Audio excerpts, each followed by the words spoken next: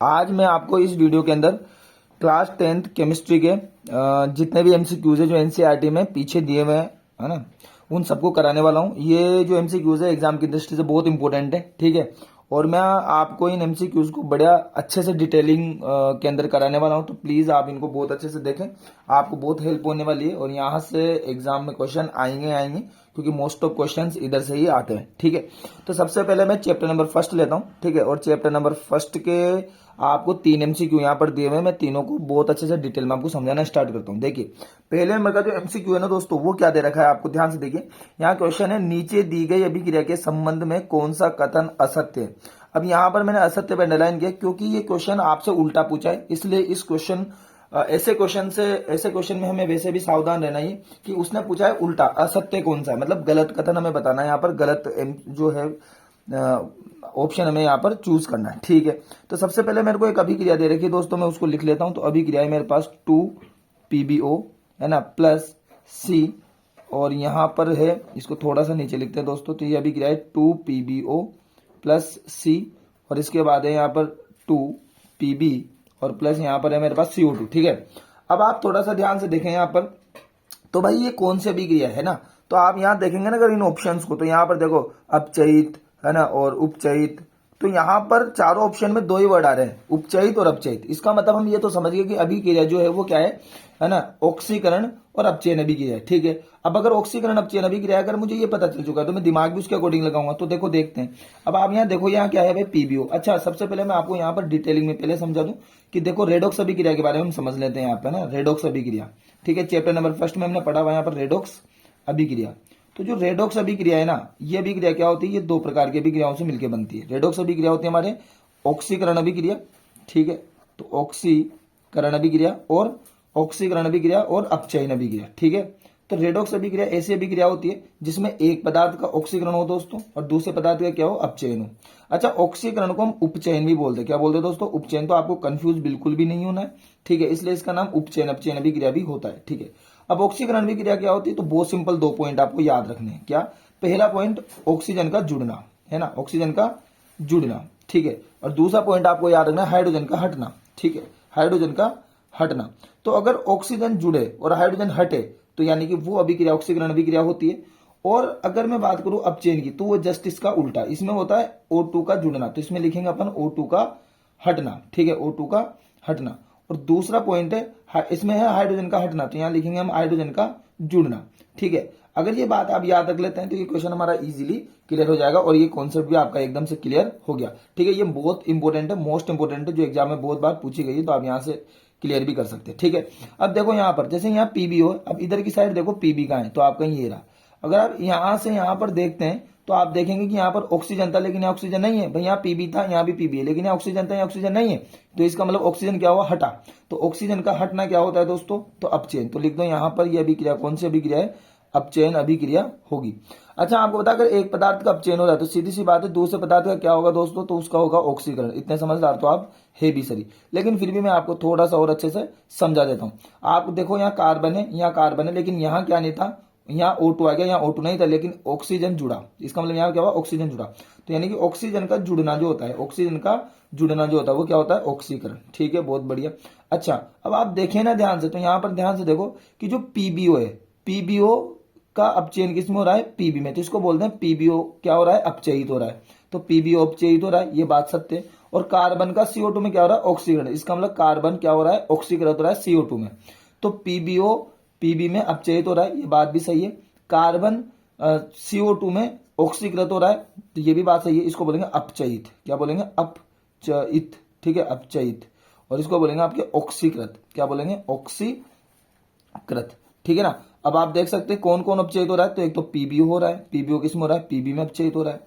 और यहाँ पर ऑक्सीकृत कौन हो रहा है, तो CO2 में। तो C किसमें हो रहा है, CO2 में। अब देखिए आप, है ना, अब यहाँ पे देखो आप, सीसा, पीबी का मतलब, यहाँ सीसा का मतलब पीबी, पीबी अपचयित हो रहा है क्या, ये कहाँ हो रहा है, उल्टा, तो ये तो गलत बात है, नहीं, बिल्कुल ये नहीं हो रहा। और CO2 अपचयित हो रहा है, CO2 उपचयित, उपचयित मतलब ऑक्सीकृत, है ना, उपचयित मतलब ऑक्सीकृत। तो क्या उपचयित हो रहा है कि नहीं, तो ये भी इसमें नहीं हो रहा, ये भी इसमें नहीं हो रहा, क्योंकि उल्टी बात तो गलत है। इसका मतलब पहला और दूसरा कथन क्या है, गलत है। जबकि कार्बन उपचयित हो रहा है, हाँ साहब बिल्कुल, कार्बन क्या हो रहा है, ऑक्सीकृत मतलब उपचयित हो रहा है, ये सत्य है। और लेड ऑक्साइड मतलब बोले तो पीबीओ अपचयित हो रहा है। हाँ बिल्कुल, पीबीओ जो है वो पीबी में क्या हो रहा है, अपचयित हो रहा है। ये बात भी सही, तो सी और डी सही है, लेकिन ए और बी क्या है, गलत है। और हमें ना गलत कथन ही यहाँ पर चुनना था, तो इसका मतलब ए और बी दोनों गलत है। तो इसमें ऑप्शन नंबर ए राइट होगा, जिसमें बोल रखा है कि ए और बी दोनों कथन क्या है, असत्य है। ठीक है, तो इस हिसाब से आपका पहला एमसीक्यू खत्म होता है। ठीक है, इसके बाद हम करते हैं यहाँ पर दूसरा एमसीक्यू। अगर आप दूसरे एमसीक्यू को ध्यान से देखें, अगर आप दूसरे एमसीक्यू को ध्यान से देखें तो यहां पर देखो एमसीक्यू आपको दिख रहा होगा आराम से। तो दूसरा एमसीक्यू हमारे क्या है, तो दूसरा जो एमसीक्यू है वो है हमारे पास, यहां पर हमें एक अभिक्रिया दी है और पूछा है कि यह अभिक्रिया किस प्रकार की है। ठीक है, तो मैं अभिक्रिया को यहां पर लिख लेता हूं। तो ये अभिक्रिया हमारे Fe2O3, इसको बोलते हैं हम आयरन ऑक्साइड, और प्लस 2Al एल्यूमिनियम, और यहां पर फिर हमारे Al2O3 एल्यूमिनियम ऑक्साइड, और प्लस 2Fe। क्लियर। अच्छा, अब यहाँ पर अभिक्रिया, अच्छा इस चैप्टर में आपने अभिक्रियाओं के प्रकार पढ़े, वो 5 प्रकार की अभिक्रिया आपने पढ़ी होगी। पहले नंबर पे संयोजन अभिक्रिया, दूसरे नंबर पे वियोजन अभिक्रिया, तीसरे नंबर पे विस्थापन अभिक्रिया, चौथे नंबर पे द्विविस्थापन अभिक्रिया, और 5वें नंबर पे आपने पढ़ी होगी रेडॉक्स अभिक्रिया, जिसके अंदर आप 2 पढ़ते हैं, ऑक्सीकरण और ऑक्सीकरण अभिक्रिया और अपचयन अभिक्रिया। ठीक है सर, अब इन 4 में से ये कौन सी अभिक्रिया होगी, तो यार आप आराम से देख सकते हैं, आराम से देख सकते हैं यहाँ पर कि यहाँ पर क्या था आपके, एल्यूमिनियम था। ठीक है, यहाँ पर क्या था, एल्यूमिनियम था, और यहाँ क्या है, आयरन था। तो अब अगर आप देखिए तो एल्यूमिनियम ने आयरन को हटा दिया। ये कैसे पता चला, इस उत्पाद में देखो ध्यान से, देखो यहाँ ऑक्सीजन था, यहाँ पर O3 था, यहाँ भी देखो O3 है। ठीक है, लेकिन यहाँ पहले क्या था, Fe था, लेकिन अब यहाँ कौन आ गया, Al आ गया कि नहीं आ गया। इसका मतलब एल्यूमिनियम ने Fe को हटा दिया कि नहीं हटा दिया, तो एल्यूमिनियम यहाँ आ गया और Fe पीछे चल गया। इसका मतलब एल्यूमिनियम ने आयरन ऑक्साइड के यौगिक से आयरन को हटा दिया और खुद इसकी जगह आ गया ना। तो Al जो है, Al ने क्या किया, Fe2O3 में से Fe को हटाया। तो ये अभिक्रिया जो होती है ना, इसको क्या बोलते हैं अपन, विस्थापन अभिक्रिया बोलते हैं दोस्तों। क्या बोलते हैं इसको, विस्थापन अभिक्रिया। ये आपको पता होना चाहिए दोस्तों, क्या है विस्थापन अभिक्रिया। अब मैं आपको इसको नॉलेज भी दे देता हूं। विस्थापन अभिक्रिया में क्या होता है दोस्तों, विस्थापन अभिक्रिया ऐसी अभिक्रिया होती है जिसमें एक अधिक क्रियाशील जो तत्व होता है, एक अधिक क्रियाशील जो तत्व होता है, वो अधिक क्रियाशील जो तत्व होता है वो अपने से कम क्रियाशील तत्व को, अपने से कम अधिक क्रियाशील तत्व कौन है यहाँ पर, एल्यूमिनियम है। ये अधिक क्रियाशील तत्व क्या करता है, अपने से कम क्रियाशील तत्व को उसके यौगिक से विस्थापित कर देता है। इसको बोलते हैं विस्थापन अभिक्रिया, और यहां पर यही हुआ है। अच्छा, आप पूछेंगे सर हमें कैसे पता चलेगा कि कौन अधिक क्रियाशील तत्व है और कौन कम क्रियाशील तत्व है, तो भैया इसका पता हमें चलेगा सक्रियता श्रेणी से ना। किससे चलेगा, सक्रियता श्रेणी। तो मैं आपको यहाँ बताता हूँ सक्रियता श्रेणी क्या है आपके पास। तो देखिए मैं आपके यहाँ पर सक्रियता श्रेणी लिखता हूँ। ठीक है, सक्रियता श्रेणी आपके मैं लिख देता हूँ। ठीक है, क्या है, तो सक्रियता श्रेणी आपके काशीनाथ का माली आलू जरा फीके पकाता है। ठीक है, ये इसके बाद कौन होगा आगे आओ प्यारे। ठीक है, तो ये एक ट्रिक है दोस्तों, ये एक ट्रिक है जिसकी सहायता से आप आराम से सीख सकते हैं। अब आप यहाँ देखो, अब इसमें क्या होता है, सक्रियता श्रेणी में जो ऊपर वाला तत्व है ना, जो ऊपर वाला तत्व है वो अधिक क्रियाशील है, मतलब पोटेशियम अधिक क्रियाशील है, और जो पीटी है प्लेटिनम वो सबसे कम क्रियाशील है। मतलब सक्रियता श्रेणी में ऊपर आने वाले तत्व नीचे वाले तत्व से क्या होते हैं, अधिक क्रियाशील तत्व होते हैं। अब आप यहाँ ध्यान से देखिए, आप यहाँ पर क्या है, थोड़ा सा अगर आप ध्यान से देखें यहाँ पर, तो देखो इसमें जो Fe है वो कहाँ आता है, तो Fe आ गया ये वाला। ठीक है, और Al कहाँ आता है, तो आप देख सकते हो ऊपर। इसका मतलब एल्यूमिनियम जो है वो Fe से क्या है, अधिक क्रियाशील है।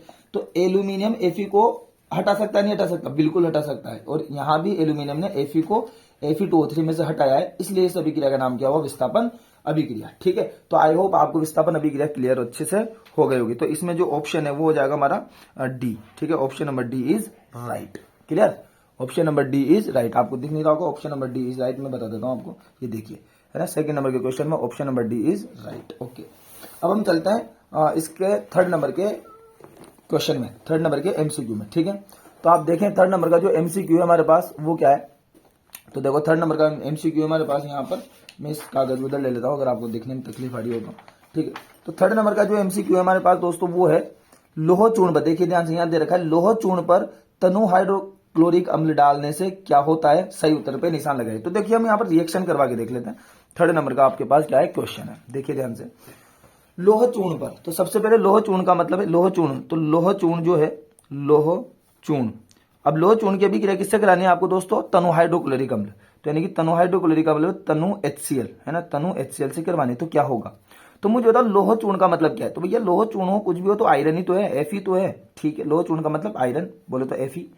अब तनु HCl तो यानी कि HCl तो HCl रहेगा, ठीक है। अब इसकी अभिक्रिया कराओ तो आपको पता है कि भाई जब अभिक्रिया यहाँ पे होगी तो ये HCl किस में टूटता है, एक तो H+ और Cl- में। तो आपको पता है कि जो Fe है वो किसके साथ जुड़ेगा, Cl के साथ जुड़ेगा, ठीक है। किसके साथ जुड़ेगा, Cl के साथ जुड़ेगा। अच्छा सर, तो यानी कि ये किसके साथ जुड़ जाएगा, Cl के साथ। तो ये बना देगा आपका FeCl2, क्या बना देगा आपका FeCl2, और प्लस क्या बचा यहाँ पर H2, तो यानी हाइड्रोजन गैस यहाँ से बाहर निकल जाएगी, है ना, हाइड्रोजन गैस बाहर निकल जाएगी, ठीक है। और वैसे भी आपको पता है कि जो Fe है यानी कि आयरन है वो क्या है आपके पास, धातु है, क्या है वो आपके धातु, और जो HCl है वो क्या है आपके पास, अम्ल। तो आपको पता होना चाहिए कि धातु और जब अम्ल अभिक्रिया करते हैं तो कौन सी गैस निकलती है, हाइड्रोजन गैस, ठीक है। तो ऑप्शन देखते हैं, हाइड्रोजन गैस एवं आयरन क्लोराइड, तो hydrogen gas plus iron chloride, बिल्कुल option number A is right हो जाएगा आपका दोस्तों, क्या हो जाएगा, option number A is right, ठीक है ना, option number A is right हो जाएगा, क्योंकि Cl2 गैस नहीं बनेगी, ऑप्शन बी गलत, कोई भी गिरा नहीं, ऐसा भी नहीं हो सकता, और आयरन लवण है जल बनेगा, ये भी बिल्कुल गलत है, ठीक है। तो ऑप्शन नंबर ए इज बिल्कुल राइट हो जाएगा आपका, ठीक है दोस्तों, बहुत बढ़िया, बहुत बढ़िया, ठीक है। तो यहां पर ये तीनों के तीनों एमसीक्यूज आपके कंप्लीट हो जाते हैं। अब हम चलते हैं चैप्टर नंबर 2 के एमसीक्यूज की तरफ। दोस्तों अब हम यहाँ पर चैप्टर नंबर 2 के एमसीक्यूज करने वाले। चैप्टर नंबर 2 में हमें 4 एमसीक्यू दे रखे हैं आपके, ठीक है। देखिए सबसे पहले नंबर का एमसीक्यू हम देखते हैं यहाँ पर। तो फर्स्ट नंबर का एमसीक्यू अगर आप देखेंगे तो यहाँ पर दे रखा है कि कोई विलयन लाल लिटमस को नीला कर देता है, इसका पीएच संभवतः क्या होगा। देखिए तो यानी कि लिटमस लाल को नीला, तो मैं आपको पता होगा, मैं आपको थोड़ी सी इसमें डिटेलिंग दे देता हूं मामूली सी, ताकि आपके कंसेप्ट अच्छे से क्लियर हो जाएंगे। कि दोस्तों यहाँ पर जो पदार्थ है, ठीक है, जो पदार्थ है वो कितने प्रकार के हैं, 2 प्रकार के होते हैं। एक होता है आपका अम्ल और दूसरा होता है आपका क्षार। और आपको पता होगा कि अम्ल और क्षार की अगर मैं आपको परिभाषा बताऊं तो यानी कि जो अम्ल होते हैं वो क्या होते हैं, तो आपको पता होगा वो स्वाद में कैसे होते हैं आपके, तो स्वाद में होते हैं आपके खट्टे, ठीक है। और जो क्षार होते हैं, क्षार, तो वो स्वाद में कैसे होते हैं आपके, तो वो होते हैं दोस्तों कड़वे, क्या होते हैं, कड़वे। पहली परिभाषा तो ये हो। अच्छा दूसरी परिभाषा आपको पता होगा, अगर मैं लिटमस के लिए दूं, किसके लिए दूं, लिटमस, अगर लिटमस के लिए मैं इनकी परिभाषाएं दूं दोस्तों, तो अम्ल के लिए एक ट्रिक बता रखी है मैंने आपको, वो है अनिल, और यहां पर क्षार के लिए मैंने बता रखी है आपको शालिनी, ठीक है। अगर इस ट्रिक से आप थोड़ा देखें तो अ का मतलब होता है आपका अम्ल, ठीक है, अ का मतलब अम्ल, और नी का मतलब होता है आपका नीला, क्या होता है दोस्तों, नीला, ठीक है। और ल का मतलब क्या होता है आपके लाल, ओके। शालिनी में आपको पता है शा का मतलब होता है आपका क्षार, और ल का मतलब होता है आपका लाल, और यहां पर जो नी है उसका मतलब होता है आपका नीला। अगर आप यहां से समझे तो जितने भी अम्ल है वो नीले लिटमस को क्या करते हैं, लाल कर देते हैं, और जितने भी क्षार है वो लाल लिटमस को क्या कर देते हैं, नीला, ठीक है। तो अगर आप यहां से देखें तो यहां पर क्या लिखा है कि कोई विलयन है जो लाल को नीला करता है, तो लाल को नीला करने का मतलब काम किसका है भैया, क्षार का। तो ये तो पता चल गया कि यहां पर जो विलयन है, यहां पर जो विलयन है वो क्या है दोस्तों, तो वो है आपके क्षार। अब आपको पता होना चाहिए कि यहां पर पता होना चाहिए, अगर मैं पीएच की बात करूं, क्या बात करूं, पीएच की बात करूं, तो पीएच जो है अगर 7 है, या तो 7 होगा, या फिर 7 से कम होगा, या फिर 7 से क्या होगा, अधिक होगा, ठीक है, 7 से क्या होगा, अधिक होगा। तो मैं आपको बता दूं कि 7 जो पीएच होता है इसका मतलब वो विलयन कैसा होता है दोस्तों, तो उदासीन होता है, कैसा होता है दोस्तों, उदासीन। और 7 से कम मतलब क्या है, वो विलयन अम्लीय है दोस्तों, क्या है भाई, अम्लीय। और 7 से अधिक का मतलब हो जाएगा आपका क्षारीय, क्या हो जाएगा, क्षारीय। तो आप यहां पर ये देखो कि भाई यहां पर अगर विलियन क्या है आपके पास पता चल गया, विलियन क्या है, क्षार, तो क्षार है तो इसका मतलब पीएच जो होगा वो तो 7 से अधिक ही होगा। तो ऑप्शन देखो 7 से अधिक, एक 7 से कम है नहीं होगा, 4 से कम है, 7 से कम है नहीं होगा, और 5 भी, इसका मतलब 10 जो है वो 7 से अधिक है, इसका मतलब ऑप्शन नंबर डी इज क्या होगा दोस्तों, राइट हो जाएगा, option number D is right. इसका मतलब यहां पर 7 से अधिक में एक ही ऑप्शन है, वो है 10। और मैं आपको बता दूं कि जो 10 पीएच है, यहां पर पीएच दे रखा है 10, है ना, क्योंकि भाई 1, 4 और 5 है तो 7 से कम है, और हमें पता चल चुका है हमारा जो विलियन है वो कैसा है दोस्तों, क्षार है। अगर हमें पता चल चुका है कि विलियन अगर क्षारीय हैं तो सीधी सी बात है उसका पीएच 7 से अधिक होगा। और यहाँ पर एक ही ऑप्शन ऐसा है जिसमें पीएच 7 से अधिक है, वो है डी, जिसमें 10 है। और मैं आपको बता दूं कि जो पीएच 10 है वो किसका होता है, मिल्क ऑफ मैग्नीशिया का, मिल्क ऑफ मैग्नीशिया का, MgOH का होल ट्वाइस, याद रख लीजिए, बहुत ज्यादा इंपॉर्टेंट है, ठीक है। इसके बाद दोस्तों हम चलते हैं आपके सेकंड नंबर के क्वेश्चन में, ठीक है, सेकंड नंबर के क्वेश्चन में। अब क्या है आपका सेकंड नंबर का क्वेश्चन, तो आप सेकंड नंबर के क्वेश्चन को अगर पढ़े ध्यान से, देखिए पढ़ लीजिए आप आराम से, मैं भी पढ़ता हूं। कोई विलयन अंडे के पिसे हुए कवच से अभिक्रिया कर एक गैस उत्पन्न करता है जो चूने के पानी को दूधिया कर देती है, इस विलयन में क्या होगा, इस विलयन में क्या होगा। 4 ऑप्शन दे रखे हैं आपको। तो यहां पर पूछा है कि बताइए, है ना, बताइए उस विलयन में क्या रहा होगा ऐसा जिसकी वजह से गैस निकलती है, और वो जो गैस है वो चूने का जो पानी होता है उसको क्या कर देती है दोस्तों, दूधिया कर देती है, ठीक है। NaCl होगा, HCl होगा, LiCl होगा, KCl होगा। तो देखते हैं दोस्तों, तो इस क्वेश्चन को हम करने की कोशिश करते हैं, ठीक है। तो यहां पर अगर मैं देखूं क्वेश्चन नंबर 2 तो इसका क्या सीन है, तो इसमें बोला कि कोई विलियन अंडे के पिसे हुए कवच में, ठीक है, तो एक विलियन है, मुझे पता नहीं क्या है विलियन, मैंने मान लिया एक्स है, और ये एक्स जो विलियन है, ये विलियन अंडे के पिसे हुए कवच से। अब अंडे का जो पिसा हुआ कवच है यार, आपको पता होना चाहिए, आपको पता होना चाहिए कि जो अंडे का कवच होता है ना, वो किससे मिलकर बना होता है, कैल्शियम कार्बोनेट से। किससे? कैल्शियम कार्बोनेट से। तो एक विलियन है वो है एक्स, और ये एक्स अंडे के पिसे हुए कवच से या फिर अंडे के कवच से, यानी कि बोले तो CaCO3, अंडे का कवच किसका बना होता है, CaCO3, कैल्शियम कार्बोनेट है दोस्तों इसका नाम, इससे भी क्रिया करेगा, ठीक है।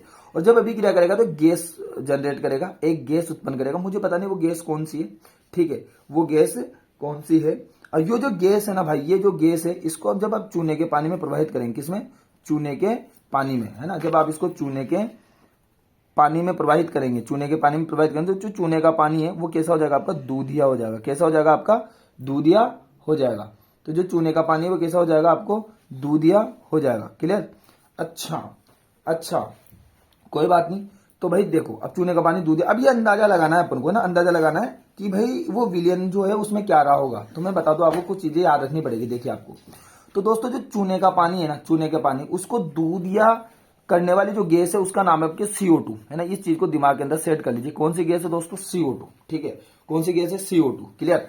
तो चूने के पानी को दूधिया करने वाली गैस याद रख लीजिए, इसको आप रटवा याद रख लीजिए एकदम टिप्स पे, कि चूने के पानी को दूधिया करने वाली जो गैस है वो क्या है आपके पास, CO2। क्लियर? चूने का पानी हम जानते हैं कैल्शियम हाइड्रोक्साइड होता है, चूने का पानी होता है हमारे कैल्शियम हाइड्रोक्साइड, ठीक है।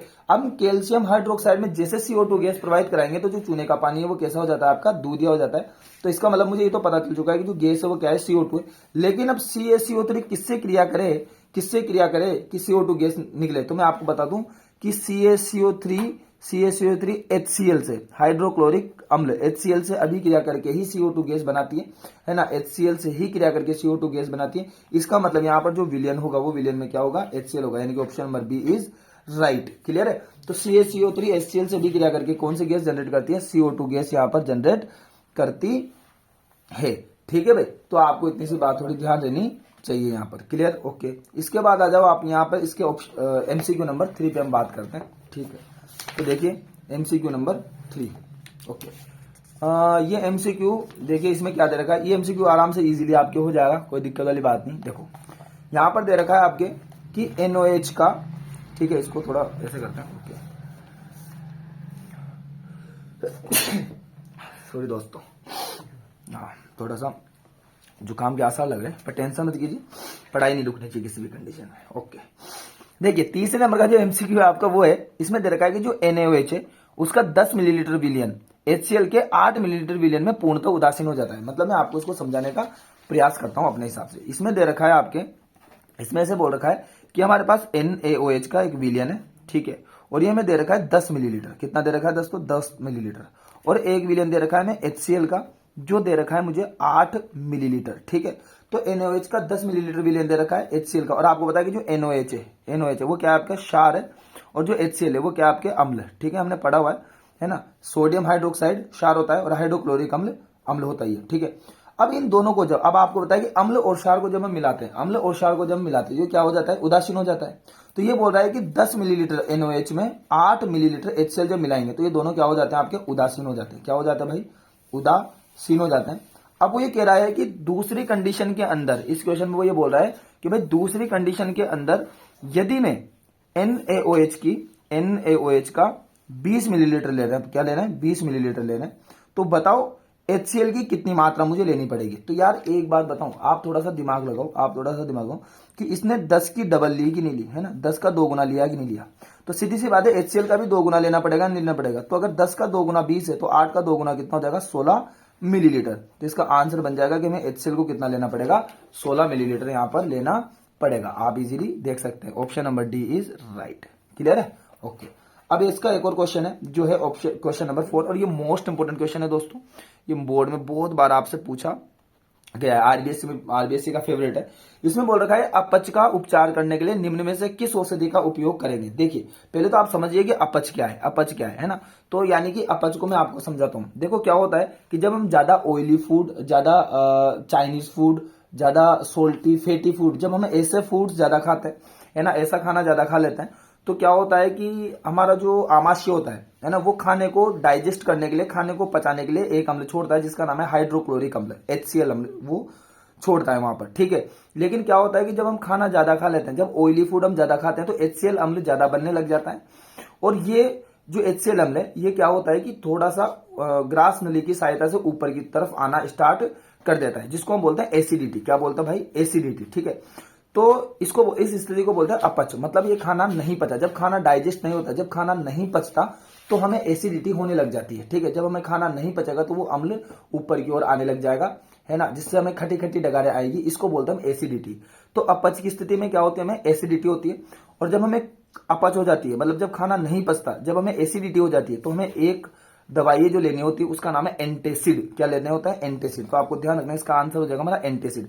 अब एंटासिड में क्लियर, नाम से क्लियर हो रहा है कि भाई अपच हुई, अपच होते ही हमें क्या हो गया? हमें अपच होगी। अपच होते ही हमने क्या लिया? अपच का मतलब, अपच होने का मतलब है एसिडिटी, है ना। अब एसिडिटी मतलब हमारे एसिड बन रहा है, तो एसिड को खत्म करने के लिए क्या लेना पड़ेगा? एंटासिड लेना पड़ेगा, ठीक है। तो इसका आंसर हो जाएगा हमारा एंटासिड। अब आपको थोड़ा सा एक चीज और ध्यान रखना है, एंटासिड के नेम भी याद रख लो आप। तो यहाँ पर क्या क्या एंटासिड हो सकता है? एक तो है MgOH का होल ट्वाइस, यानी कि मिल्क ऑफ मैग्नीशिया, ठीक है। एक तो ये एंटासिड के रूप में लिया जा सकता है, और दूसरा एंटासिड के रूप में अपन बेकिंग सोडा भी ले सकते हैं दोस्तों। क्या ले सकते हैं? बेकिंग सोडा, ठीक है। ये दोनों एग्जाम्पल भी आप यहां से याद कर लीजिए ताकि हमारा क्वेश्चन और अलग बने, तो हमें दिक्कत नहीं आए, ठीक है। तो MgOH का होल ट्वाइस जिसको हम मिल्क ऑफ मैग्नीशिया बोलते हैं, और एक बेकिंग सोडा जिसका सूत्र होता है हमारा सोडियम बाई कार्बोनेट। ये हमें अच्छे से याद होना चाहिए। ये एंटासिड के रूप में अपन लेते हैं, दुर्बल क्षार की पदार्थ है दोस्तों ये, ठीक है। अच्छा, एक और आपने सुना होगा इनो। क्या सुना है? इनो। तो जो इनो होता है दोस्तों, ये किससे मिलकर होना है? इसमें दो चीजें मिली होती है आपके। एक तो होता है आपका सिट्रिक एसिड। क्या होता है आपका? सिट्रिक एसिड प्लस, और एक होता है इसके अंदर आपके बेकिंग सोडा, ठीक है। तो बेकिंग सोडा, तो मैं आपको बता दूं कि जो आपका इनो आता है, जो 6 रुपए या 7 रुपए का जो पैकेट आता है, उसके अंदर क्या क्या भरा होता है? Citric acid plus baking soda. तो वो भी एंटासिड की फॉर्म में ही काम करता है, ठीक है। आई होप आपको क्वेश्चन क्लियर हुआ होगा, ठीक है। हाँ, लेकिन हम इसके बाकी ऑप्शन के बारे में बात कर लेते हैं। देखिए, हमने एंटासिड तो पहचानने में गया। अब एंटीबायोटिक कब दी जाती है? तो एंटीबायोटिक तब दी जाएगी दोस्तों जब सूक्ष्म जीव, मतलब हमारे बैक्टीरियाज, है ना, जब बॉडी में बैक्टीरियाज इन्फेक्शन हो जाएगा तब एंटीबायोटिक दी जाती है। नाम से क्लियर है, एंटीबायोटिक, बायोटिक मतलब बैक्टीरियाज, है ना। अच्छा, एनाल्जेसिक, जब हमारे शरीर में दर्द हो, है ना, जब दर्द होगा, इसको पीड़ाहारी भी बोलते हैं, जब दर्द होगा तो एनाल्जेसिक देंगे। एंटासिड तो एसिडिटी में देंगे। और एंटीसेप्टिक, तो जो छोटे छोटे जो सूक्ष्म जीव होते हैं उनकी वृद्धि को रोकने के लिए हम एंटीसेप्टिक यूज करते हैं। और आपने देखा होगा एंटीसेप्टिक क्रीम्स वगैरह भी आती है, ठीक है। तो ये चैप्टर नंबर 2 के चारों एमसीक्यूज भी आपके हो गए, ठीक है। आई होप आपको अच्छे से समझ में आएंगे। अब हम चलते हैं चैप्टर नंबर 3 की ओर। तो स्टूडेंट्स, हम चैप्टर नंबर 3 के एमसीक्यू करने वाले हैं। इसमें हमें 4 एमसीक्यू दे रखे हैं, ठीक है। बहुत प्यारे प्यारे एमसीक्यू देखिए करते हैं। देखिए, पहले नंबर का एमसीक्यू क्या दे रखा है? निम्न में से कौन सा युगल का मतलब जोड़ा, ठीक है, युगल का मतलब जोड़ा विस्थापन अभिक्रिया प्रदर्शित करता है? तो अभी थोड़ी देर पहले मैंने आपको समझाया था, चैप्टर नंबर फर्स्ट में क्वेश्चन आया था, एमसीक्यू नंबर 2 विस्थापन अभिक्रिया पे था। तो यहां पर इन चारों ऑप्शन को अपन को चेक करना पड़ेगा, तभी हमें पता चलेगा कि विस्थापन अभिक्रिया प्रदर्शित करता है, ठीक है। तो देखो, 4 क्वेश्चन में देखो ए नंबर में क्या दे रखा है। अच्छा, अब इसके लिए ना मैंने क्या बोला आपको, सक्रियता श्रेणी अच्छे से याद होनी चाहिए। देखो दोस्तों ना, मैं आपको बता दूं, सक्रियता श्रेणी आपको अच्छे से याद होनी चाहिए। तो मैंने आपको सक्रियता श्रेणी यहाँ पर लिखी होगी कहीं ना कहीं, ठीक है। ये देखिए, देख सकते हैं आप, ये सक्रियता श्रेणी, ठीक है। यहाँ पर मैंने लिख रखी है, अभी थोड़ी देर पहले लिखी थी, तो आपको मैं बता देता हूँ। ये काशीनाथ का माली आलू जरा फीके पकाता है, कौन होगा? आगे आओ प्यारे, ये आपको याद रखनी है ट्रिक से, ठीक है ना। ओके, अब इसमें क्या क्या करना है, देखिए सक्रियता श्रेणी हमने रख ली साइड में यहाँ पर बना के, ठीक है। अब यहाँ पर, और आपको पता होगा सक्रियता श्रेणी में क्या होता है, हर ऊपर वाला तत्व नीचे वाले तत्वों को हटाएगा, क्योंकि ऊपर वाला तत्व अधिक क्रियाशील होता है नीचे वाले तत्व की तुलना में, ठीक है। तो सबसे पहले आपको यहाँ पर दे रखा है NaCl और प्लस कॉपर धातु यानी कि Cu। क्या ये भी क्रिया हो सकती है? तो मैं बारी बारी से लिख देता हूँ। दूसरे में MgCl2 प्लस एल्यूमिनियम, तो हो जाएगा आपका MgCl2 और प्लस एल्यूमिनियम, मतलब ए।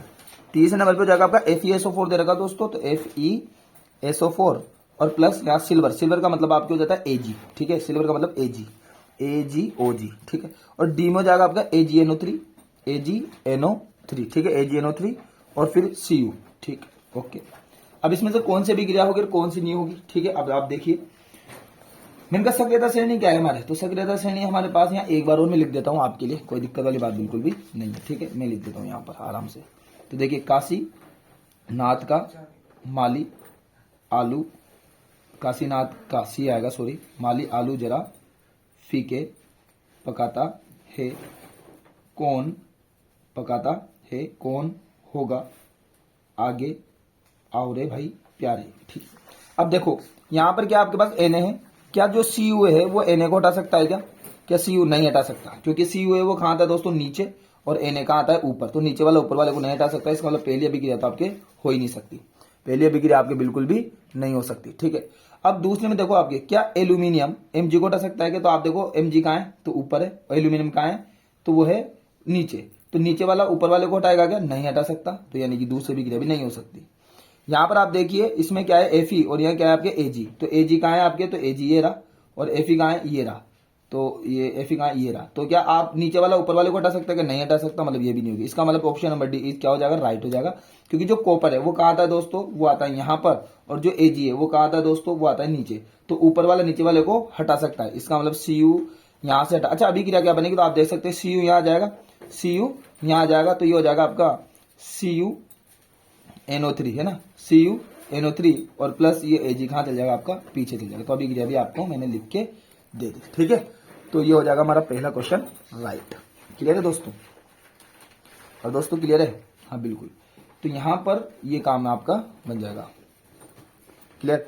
अच्छा इसके बाद अगर आप सेकंड नंबर का एमसीक्यू देखें, क्या देखें भाई, सेकंड नंबर का अगर आप एमसीक्यू यहां पर देखें, सेकंड नंबर का अगर आप एमसीक्यू देखें, तो अगर मैं इस पे बात करूं तो देखो यहां पर क्या दे रखा है कि लोहे के फ्राइंग पैन को जंग से बचाने के लिए निम्न में से कौन सी विधि उपयुक्त होगी। ठीक है, अब लोहे के फ्राइंग पैन, अब यहाँ पे दोस्तों फ्राइंग पैन का मतलब ये नहीं समझना कोई लिखने वाला पेन आता होगा, नहीं, फ्राइंग पैन का मतलब यहाँ पर क्या है कि हमारे घर में जो आता है ना, मतलब छोटा सा कुछ भी, जो भी जैसे कढ़ाई मान लीजिए आप, है ना, कढ़ाई जैसा आता है, छोटा बहुत छोटा सा आता है, छोटा सा एक बर्तन आता है, धातु का छोटा सा बर्तन आता है, जिसको हम बोलते हैं फ्राइंग पैन, है ना, जिसका यूज हम घर पे खाना बनाने के लिए, बहुत सारी चीजों को बनाने के लिए करते हैं। ठीक है, तो उसको बोलते हैं frying pan. Clear? Frying pan वो होता है, तो ऐसा नहीं, तो इसका स्ट्रक्चर ऐसा होता है, आपको मैं बताऊं, देखो जैसे ऐसा स्ट्रक्चर होता है यहाँ पर, ये ऐसा करके आपने देखा होगा, बहुत सी जगह दुकानों में भी देखा होगा, चाइनीज फूड वाली दुकान में ऐसा। ठीक है, एक डंडा लगा होता है, ये वाला। क्लियर? ठीक है, इसमें काम, तो उसको बोलते हैं फ्राइंग पैन। अभी किसका बना होता है, तो ये लोहे का बना होता है। किसका है? लोहे का। तो भाई लोहे का। अब आप ये बताओ कि लोहे को जंग से अगर मुझे बचाना है, तो हमने लोहे को जंग से बचाने के लिए बहुत सारी विधियां पढ़ी, लेकिन उसमें सबसे अच्छी विधि क्या होगी, तो देखो लोहे को जंग से बचाने के लिए ग्रीस भी लगा सकते हैं, पेंट भी कर सकते हैं। ठीक है, जिंक की परत पे, लेकिन जो सबसे बेस्ट विधि है ना दोस्तों, वो है सी, जिंक की परत चढ़ाकर, है ना, जिंक की परत चढ़ाकर। ठीक है, इसको गेल्वेनाइजेशन बोलते हैं, आपको यशद लेपन। ठीक है, आपको एक मेथड है यशद लेपन, इंपोर्टेंट है, आप याद भी रख ले इसको, यशद लेपन। यशद लेपन को हम क्या बोलते हैं, गेल्वनीकरण भी बोलते हैं, गेल्वनीकरण। क्या बोलते हैं? गेल्वनीकरण। अब इसमें क्या होता है गेल्वनीकरण में, तो गेल्वनीकरण में कुछ भी नहीं होता, लोहे पर जिंक की परत चढ़ाना है, लोहे पर जिंक की परत चढ़ाना है। मैं लिख देता हूं, लोहे पर जिंक को हम जस्ता भी बोलते हैं। ठीक है, जस्ता। तो लोहे पर जिंक की परत चढ़ाना, लोहे पर जिंक की परत चढ़ाने की जो प्रक्रिया है ना, उसी को हम बोलते हैं यशद लेपन या गेल्वनीकरण। और ये बेस्ट वे है, ये बहुत अच्छा तरीका है लोहे को जंग से बचाना। तो अगर कभी भी मैं लोहे को, अगर हमसे ये पूछा जाए कि लोहे को जंग से बचाने के लिए बेस्ट विधि, अच्छा मेथड कौन सा है, तो वो है आपके यशद लेपन गेल्वनीकरण। और इसके अंदर क्या होता है कि लोहे पर जिंक की पतली परत चढ़ा दीजिए। ठीक है, तो इसलिए ऑप्शन नंबर सी क्या हो जाएगा, इसका राइट हो जाएगा। ठीक है, बाकी ए और बी भी आपके सही है, इस चीज को समझे आप, ए और बी भी क्या है आपके पास सही है, लेकिन जो सी है वो ज्यादा बेस्ट है, सी ज्यादा बेस्ट है इस वाले केस के अंदर, है ना। खाना बनाने के जो बर्तन आते हैं उसमें गेल्वनीकरण का उपयोग किया जाता है, ग्रीस लगाकर पेंट लगाकर नहीं किया जाता। ठीक है, ओके सर। अच्छा तीसरे नंबर का क्वेश्चन देख लीजिए आप, थर्ड नंबर का क्वेश्चन। थर्ड नंबर के क्वेश्चन को अगर आप देखें तो दिख रहा होगा आपको, यहां पर लिखा हुआ है कि कोई धातु ऑक्सीजन के साथ अभिक्रिया कर उच्च गलनांक वाला यौगिक निर्मित करती है और ये यौगिक जल में विलीय होता है, यह तत्व क्या होगा। अच्छा, तो इसके लिए आपका एक कॉन्सेप्ट मैं क्लियर करता हूं। देखिए एक कॉन्सेप्ट क्लियर करता हूं, उसमें बोला कोई धातु, तो एक धातु है। ठीक है भाई, धातु है। अब ये धातु किसके साथ अभिक्रिया करते हैं, ऑक्सीजन के साथ। तो मैं आपको बता दूं ये बनेगा धातु ऑक्साइड। क्या बनेगा आपका, धातु ऑक्साइड बनेगा। ठीक है, ये धातु ऑक्साइड बनेगा। जब धातु ऑक्सीजन के साथ अभिक्रिया करेगा तो धातु ऑक्साइड बनेगा, ये इनका गलनांक उच्च होगा। मतलब अब कौन सा यौगिक, इसमें बोला ये 4 यौगिक दे रखा है आपको, कैल्शियम, कार्बन, सिलिकॉन, लोहा। अब इन चारों यौगिक में से वो कौन सा यौगिक यहां पर होगा, कौन सा यौगिक यहां पर कौन सी धातु होगी जो ऑक्सीजन के साथ अभिक्रिया करे, तो धातु ऑक्साइड तो बनेगा, लेकिन वो उच्च गलनांक वाला होगा। और ये यौगिक जल में विलय होता है। सबसे मेन चीज है कि ये जो यौगिक है वो जल में विलय होता है आपके, बहुत बढ़िया। तो ये तत्व कौन सा होगा, तो ये यौगिक जल में विलय होता है। अच्छा, जल में मतलब धातु ऑक्साइड जल में विलय होगा, तो इसका मतलब अगर ये जल में विलय, तो इसका मतलब ये H2O से क्रिया करेगा, तो ये बनेगा आपका धातु हाइड्रोक्साइड। क्या बनेगा भाई? धातु हाइड्रोक्साइड। ठीक है, धातु हाइड्रोक्साइड। ठीक है, तो यार इस चैप्टर के अंदर हमने पढ़ा हुआ है बेकायदा तरीके से कि इन चारों ऑप्शन में से कैल्शियम ही है। भाई कार्बन, सिलिकॉन, लोहा तो है नहीं, सिर्फ कैल्शियम है जो ठंडे जल के साथ अभिक्रिया करता है, यस और नोट। तो यहाँ पर वो जो धातु है वो क्या होगी आपके पास? कैल्शियम। ठीक है, हमने पढ़ा हुआ है इस चैप्टर के अंदर कि कैल्शियम है वो ऑक्सीजन के साथ क्रिया करके कैल्शियम ऑक्साइड बनाएगी। फिर कैल्शियम जो ऑक्साइड होगा वो जल में विलय होता है, तो ये बना देता है आपका कैल्शियम हाइड्रोक्साइड। क्या बना देता है दोस्तों? Calcium hydroxide. ठीक है, तो इसका जो ऑप्शन नंबर ए जो है वो राइट होगा, क्योंकि कार्बन, सिलिकॉन और जो लोहा है ना, ये नहीं कर सकते है ना, ये अभिक्रिया नहीं कर सकते अगर, है ना। ठीक है, तो ये सिर्फ कैल्शियम ही यहाँ पर हमने इस चैप्टर के अंदर साफ साफ पढ़ा है। जो कैल्शियम है वो ठंडे जल के साथ अभिक्रिया करती है, तो जब कैल्शियम ठंडे जल के साथ अभिक्रिया करती है, हमने पढ़ा हुआ है। तो यानी कि जो कैल्शियम है पहले तो वो ऑक्सीजन के साथ अभिक्रिया करती है, तो ये कैल्शियम ऑक्साइड बनाएगी। ठीक है, कैल्शियम ऑक्साइड बनाएगी, CaO में लिख देता हूं यहाँ पर। तो यहाँ धातु क्या है? कैल्शियम। कैल्शियम O2 के साथ क्रिया करेगी तो कैल्शियम ऑक्साइड बोले तो CaO बनाएगी। और फिर ये जो CaO है, ये जो यौगिक है, इसका गलनांक उच्च होगा, और ये जब जल में घुलेगी, जब ये यौगिक जल में घुलेगा तो ये बनाएगा कैल्शियम हाइड्रोक्साइड, CaOH का होल ट्वाइस, कैल्शियम हाइड्रोक्साइड ये बनाएगा। ठीक है, तो वो तत्व कौन सा होगा? कैल्शियम। ठीक है, आई होप आपको ये समझ में आया होगा। अच्छा, इसके बाद एक और यहाँ पर क्वेश्चन है 4 नंबर का, खाद्य पदार्थों के डिब्बों पर जिंक के बजाय टिन का लेप क्यों किया जाता है? ठीक है, क्या है क्वेश्चन? जिंक के बजाय टिन का लेप क्यों किया जाता है? तो आपने देखा होगा कि जैसे हम कहीं बाहर जाते हैं या दुकान पे भी जो कुछ खाद्य पदार्थ यानी कि खाने के जो कुछ खाद्य पदार्थों के जो डिब्बे आते हैं ना, जो खाने की चीजें वो डिब्बे में पैक होके आती है, तो वो जो डिब्बे है ना, उन डिब्बों में जिंक का पेंट नहीं होता, उसमें किसका पेंट होता है? टिन का पेंट, है ना। तो ऐसा क्यों है ना भाई? ऐसा क्यों हो रहा है यहाँ पर, है ना। तो भाई अब इसका रीजन क्या है? तो इसके ऑप्शन है, देखो पहला, टिन की अपेक्षा जिंक महंगा है क्या? मतलब हम क्या है कि जो दुकान से खरीद के जो डिब्बा लेके आ रहे हैं, खाद्य पदार्थों के जो डिब्बे लेके आ रहे हैं दुकान पे जाकर जो खाद्य पदार्थों के जो डिब्बे लेके आ रहे हैं अपन, है ना, तो वो जो डिब्बे हैं उन डिब्बों पर टिन का लेप होता है, न कि जिंक का। तो वो रीजन पूछ रहा है कि भाई आप जिंक का लेप क्यों नहीं कर रहे, जिंक का लेप क्यों नहीं कर रहे, टिन का ही लेप क्यों कर रहे? क्योंकि जबकि जिंक तो बहुत अच्छा है ना भाई, जो जिंक है वो तो टिन की अपेक्षा बहुत अच्छा है। ठीक है, वो तो और अच्छा सा अभी भाई एक बात हो, जो जिंक है वो सक्रियता श्रेणी में अच्छे से ऊपर आता है, हम देख सकते हैं जो जिंक है वो सक्रियता श्रेणी में ऊपर आता है, और टिन तो यहाँ है भी नहीं है। तो इसका मतलब जो जिंक है वो टिन से क्या अधिक क्रियाशील है, तो फिर इसका लेप होना चाहिए, जिंक का लेप होना चाहिए, टिन का क्यों लेप हो रहा है ना। लेकिन फिर भी जिंक का लेप नहीं होता, टिन का होता है, वो रीजन पूछ रहे हैं ना। तो इसका रीजन भी यही है, सबसे बड़ी प्रॉब्लम ही यही है कि जो जिंक है वो टिन से क्या होता है? अधिक क्रियाशील होता है, अधिक अभिक्रियाशील होता है। और अधिक अभिक्रियाशील होने की वजह से, जैसे अगर मान लो हम खाद्य पदार्थों को खाते हैं, है ना, अगर उन खाद्य पदार्थों को खाते हैं जिस पर जिंक का लेप हो, तो हमें फूड पॉइजनिंग हो सकती है, खाद्य विषाक्त हो सकता है। फूड पॉइजनिंग में क्या होता है कि ये क्या होता है कि जिंक जैसे मान लो खाने के साथ हमारे पेट में चल गया, हमारे आमाशय में चल गया, तो वहां पर क्या होगा कि जिंक अधिक क्रियाशील होने की वजह से तो हमारे आमाशय के अंदर जो आयंस है या जो भी चीजें हैं, है ना, अम्ल है, क्योंकि आपको पता है आमाशय क्या है ना, अम्ल है, और जो जिंक है वो क्या है? धातु है। तो जिंक अधिक क्रियाशील होने की वजह से हमारे आमाशय के अंदर उपस्थित जो अम्ल है, हाइड्रोक्लोरिक अम्ल, उससे अभिक्रिया करके आपको पता ही है ना, गैस जो गैस बनाएगा, तो हाइड्रोजन गैस बना देगा, और उसके साथ क्या बनाएगा? आपके लवण बनाएगा, और जो लवण है वो कैसा होगा? जहरीला होगा। तो ये जहरीला जो लवण है, इसकी वजह से हमें फूड पॉइजनिंग हो सकती है ना। तो इस वजह से यही कारण है कि हम यहाँ पर किसका लेप करते हैं? खाद्य पदार्थों के डिब्बों पर टिन का लेप करते हैं, क्योंकि जो टिन है वो जिंक से कम क्रियाशील होता है। तो देखो ऑप्शन ए भी नहीं होगा, बी, टिन की अपेक्षा जिंक नहीं, ये भी नहीं होगा। टिन की अपेक्षा जिंक अधिक अभिक्रियाशील है, option number C is right, option number C is right, बिल्कुल। जो टिन है उसकी अपेक्षा जिंक अधिक अभिक्रियाशील है, या फिर टिन की अपेक्षा जिंक कम अभिक्रिया, ये भी नहीं हो सकता, क्योंकि जिंक तो अधिक अभिक्रियाशील है, तो option number C is right, है ना। तो टिन की अपेक्षा जो जिंक है वो क्या होता है? अधिक अभिक्रियाशील है ना। यही रीजन है कि हम खाद्य पदार्थों के डिब्बों पर जिंक के बजाय टिन का लेप करते हैं, ठीक है ना। अब हम चलते हैं चैप्टर नंबर 4 की तरफ।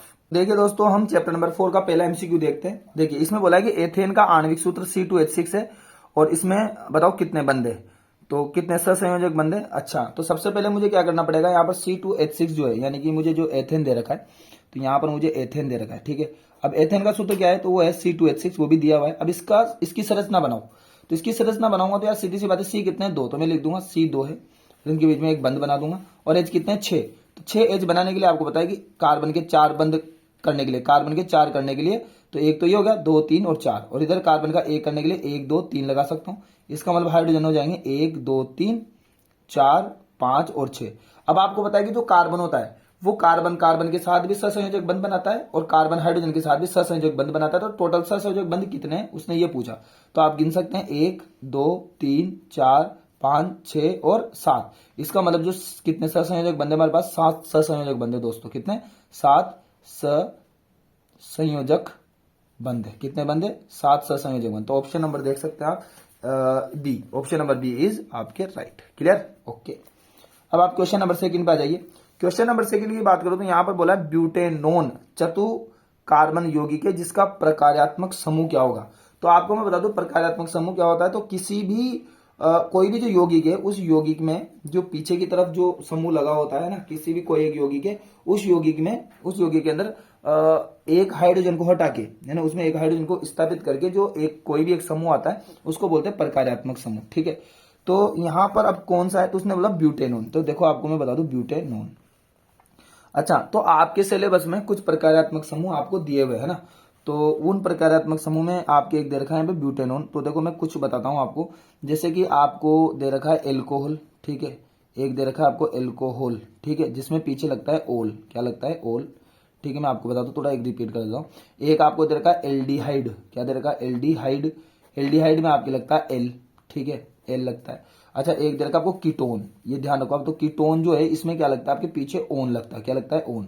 तो आप, और एक दे रखा है आपको कार्बोक्सिलिक अम्ल। कार्बोक्सिलिक अम्ल, तो जो कार्बोक्सिलिक अम्ल है, कार्बोक्सिलिक अम्ल है, इसमें आपके लगता है पीछे ओइक अम्ल। क्या लगता है? ओइक अम्ल। अब आप देख सकते हैं कि यहां पर क्या दे रखा है आपको? ब्यूटेनोन दे रखा है। क्या दे रखा है आपको?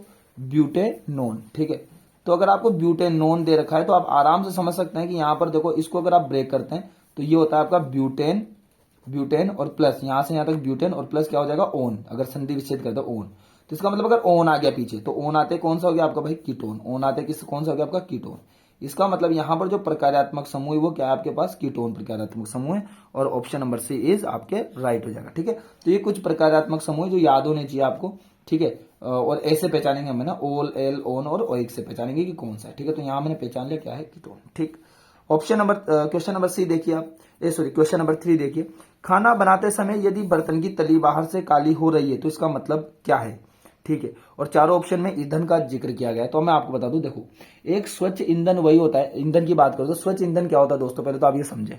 तो स्वच्छ ईंधन की अगर मैं बात करूं तो स्वच्छ ईंधन वो ईंधन होता है कि जब वो जले तो एक तो धुआं उत्पन्न नहीं करे। ठीक है, पहली चीज कि जब ईंधन जले तो धुआं उत्पन्न नहीं करे, और दूसरी चीज कि वो कोई अवशेष भी नहीं छोड़े, है ना, पूर्ण रूप से जले, पूर्ण उसका दहन हो, है ना। तो ये दोनों जो मैंने आपको पॉइंट बताया है ना, ये दोनों पॉइंट क्या है? स्वच्छ ईंधन के लिए है। ठीक है, तो स्वच्छ ईंधन ऐसा ईंधन, देखिए स्वच्छ ईंधन ऐसा ईंधन, पहला क्या है? स्वच्छ ईंधन क्या होता है? तो पहला नंबर है कि स्वच्छ ईंधन ऐसा ईंधन होता है जो जलते समय धुआं नहीं छोड़ता है, और दूसरा नंबर इसका पूर्ण दहन होता है। पूर्ण दहन का मतलब है जब ये जलेगा तो ये बिल्कुल भी कुछ भी राख वगैरह नहीं छोड़ेगा। ठीक है, लेकिन अगर खाना बनाते समय बर्तन की तली बाहर से काली हो रही है तो इसका मतलब जो ईंधन है उसका पूर्ण दहन नहीं हो रहा है ना। और आपको पता है कि जो ईंधन है उसमें हाइड्रोकार्बन होता है। ठीक है, हाइड्रोकार्बन होने की वजह से, हाइड्रोकार्बन होता ही है, तो अगर उसका पूर्ण दहन नहीं हो रहा तो उस हाइड्रोकार्बन की वजह से जो बर्तन है उनकी तलियां कैसे हो जाती है? काली हो जाती है।